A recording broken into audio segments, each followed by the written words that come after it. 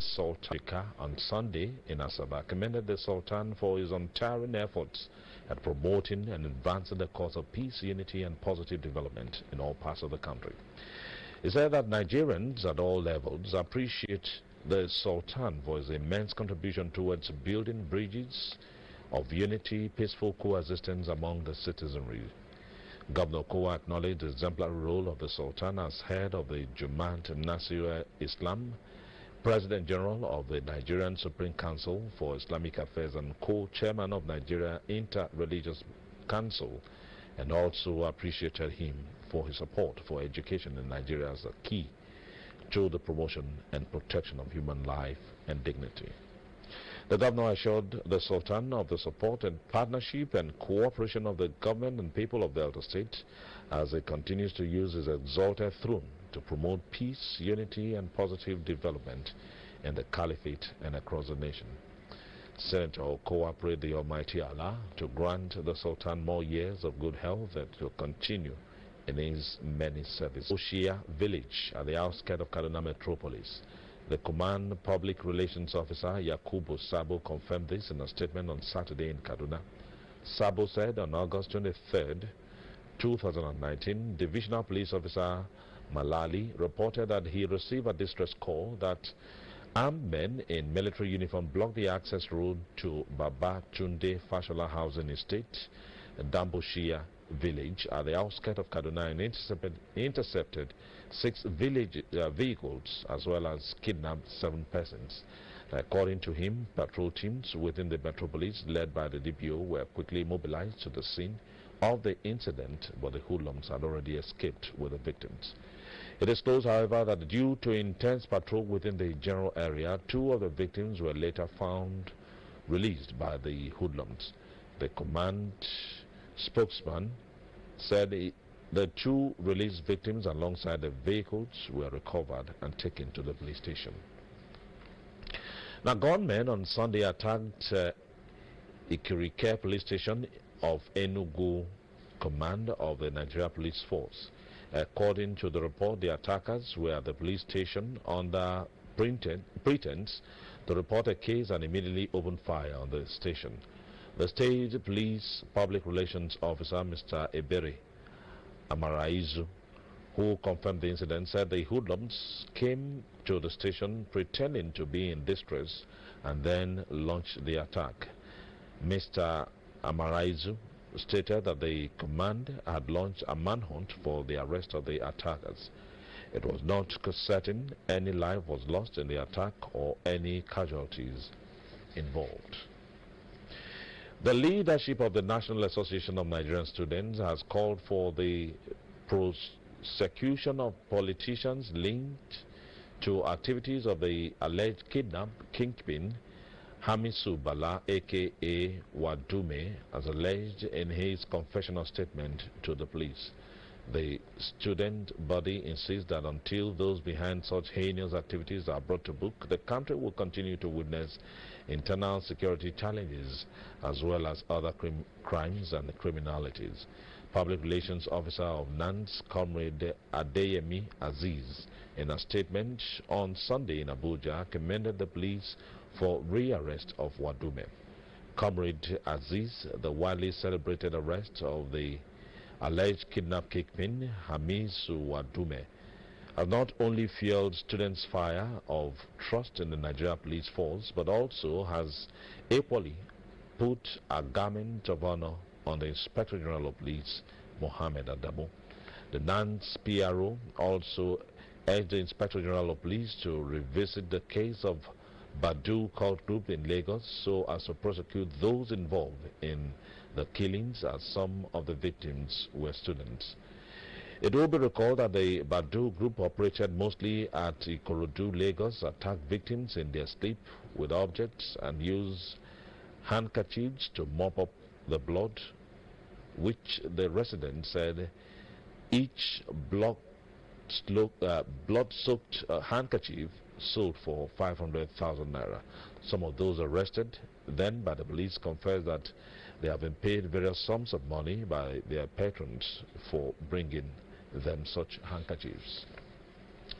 Now, President of the Lagos East Baptist Conference, Reverend Dr. Emmanuel Awotunde has called on the federal government to intensify the fight against terrorists and bandits in order to guarantee better security across the nation.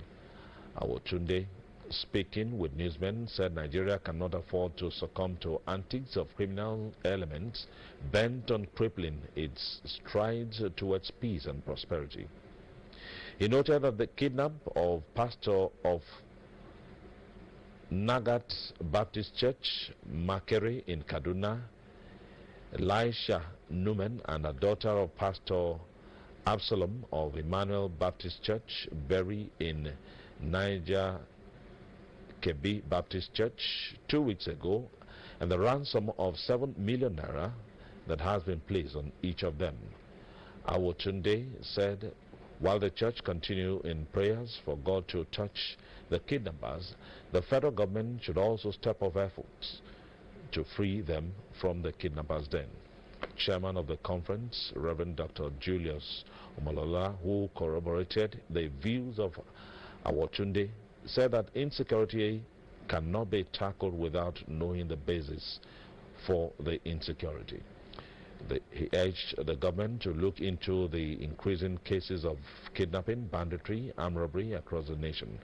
Reverend Omoshola suggested that rural development will help reduce rural-urban migration, which in turn will greatly reduce insecurity in the country. A Hong Kong police officer fired a live shot into the air after protesters squared off against police armed with water cannons on Sunday night, marking one of the most violent nights of the pro-democracy protests seen over the 12 weekends of consecutive protests that have rocked the city. A report saying 4 police officers were filmed during their guns. Reports say 4 police officers were filmed drawing their guns after demonstrators were seen chasing them with metal pipes. Now, footage shows the policemen drawing their guns and pointing them towards people said. It is unclear whether the targeted people were protesters or members of the press.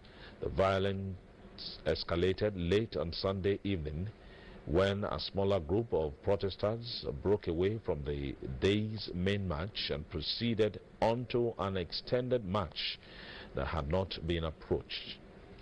They used traffic cones and street railings to build makeshift barricades in the streets and threw bricks and petrol bombs into police ranks. Police deployed tear gas into the group but failed to disperse them and later used a water cannon against a makeshift barricade. Now, according to a Hong Kong police spokesman, this is the first time water cannons have been used in protests in the past 3 months. Riot police fired tear gas at protesters during a clash at an anti-government rally in the Shui Wan district on August 25, 2019 in Hong Kong.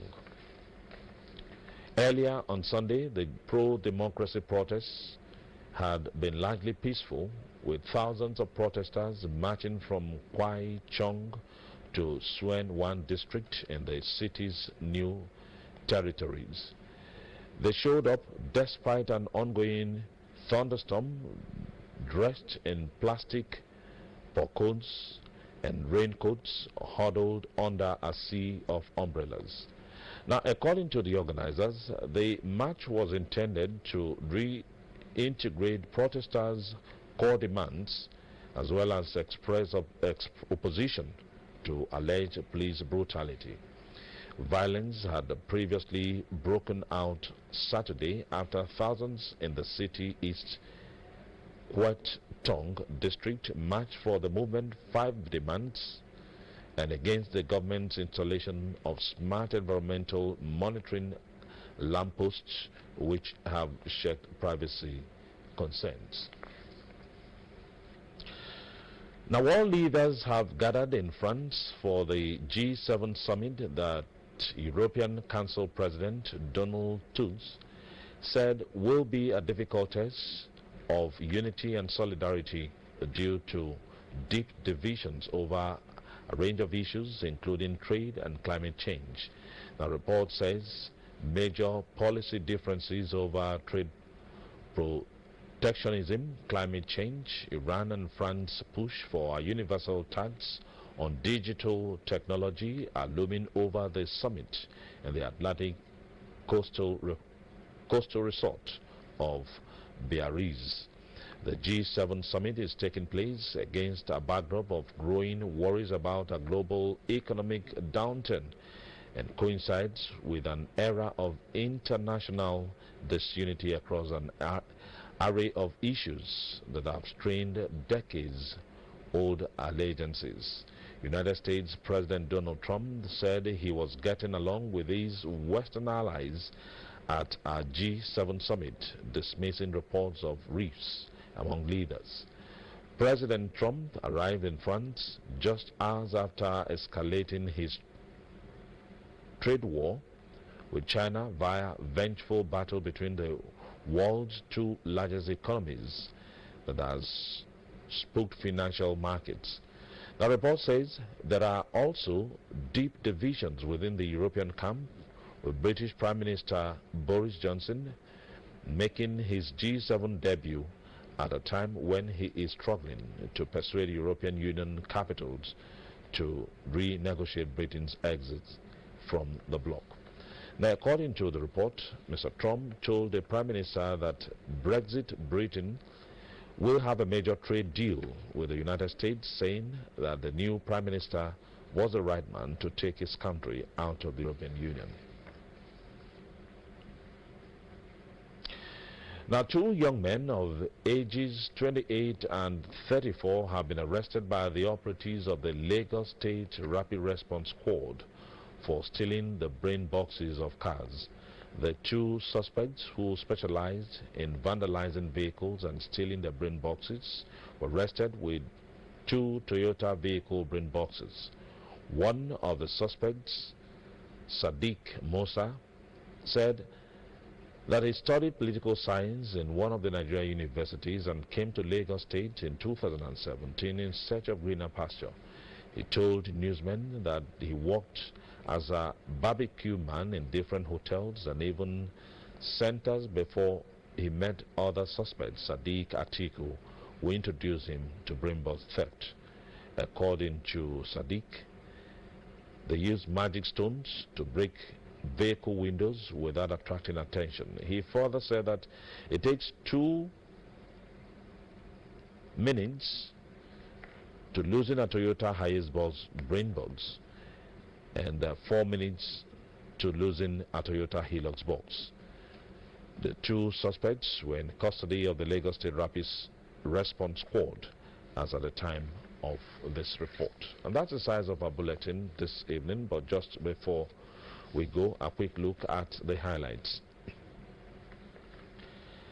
The 774 local governments in Nigeria have demanded 34% of the federal allocation ahead of the review of the revenue sharing formula initiated by the Revenue Mobilization Allocation and Fiscal Commission. Report says that the local government under the aegis of the Association of Local Government of Nigeria, ALGON, rejected the 23% proposed by the governors, and also brought a report that the Commissioner for Information, Mr. Charles Aniago, has assured that Governor Ifeanyi Okowa was more than ever determined to do more in his second term with regards to development of physical infrastructure and uplifting of capacity of Deltans to remain economically strong and stable. Mr. Nyago gave the assurance when the Delta State chapter of the Auchi Polytechnic Mass Communication Class 93 paid him a visit in Asaba. That's our news. Thanks for watching. On behalf of the crew, I am Chukwu Jiokem Mwaji. Good night.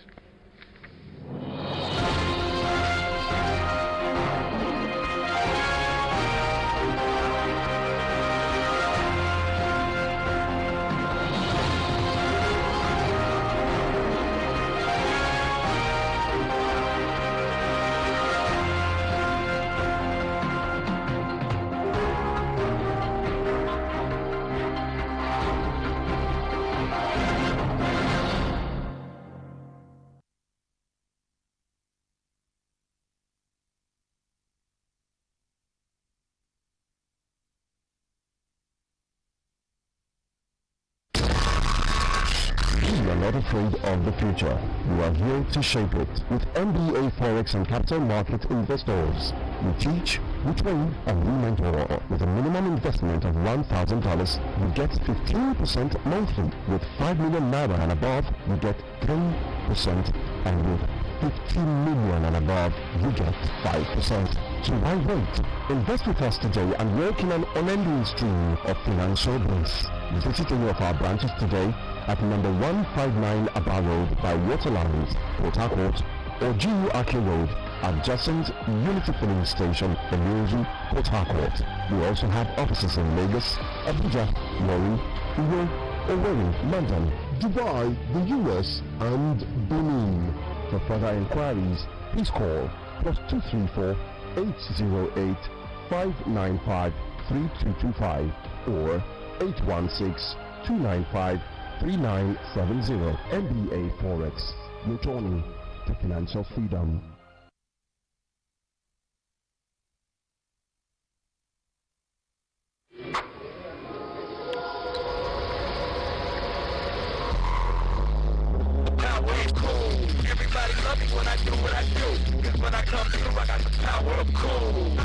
The holiday season is here and it promises to be loads of fun on Star Time.